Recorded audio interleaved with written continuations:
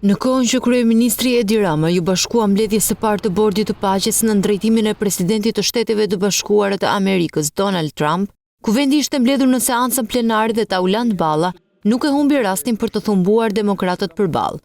Besoj që kjo është një arritje e madhe për marrëdhëniet tona me Shtetet e Bashkuara të Amerikës si aleati ynë strategjik.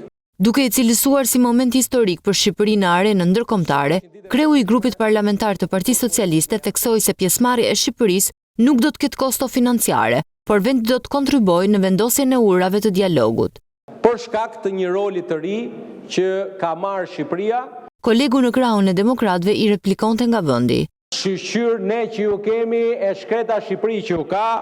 Jori Databaku e vijoi debatin për politikën e jashtme. Në vend që të merresh me plotësimin e kritereve, janë marrë me propagandën e radhës. Është ulur Shqipëria në tryeza të rëndësishme. Këto harrojnë që politika jashtme nuk është fotografi, nuk është as batuta. Më herët, shefja e diplomacisë Elica Spiropali dhe kreu i grupit parlamentar të Partisë Demokratike u përfshin në replika për çështjen e integrimit gjatë diskutimit për projekt ligjin për shërbimin e jashtëm.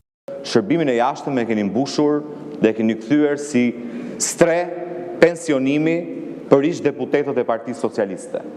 Nuk presim leksione nga një parti politike e cila buroi ndaj korrupsionit, nuk e ka mbi kokë, po e ka kryetar.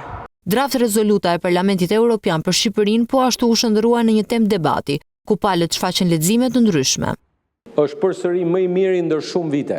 Është lufta reale ndaj korrupsionit, lufta reale ndaj krimit organizuar.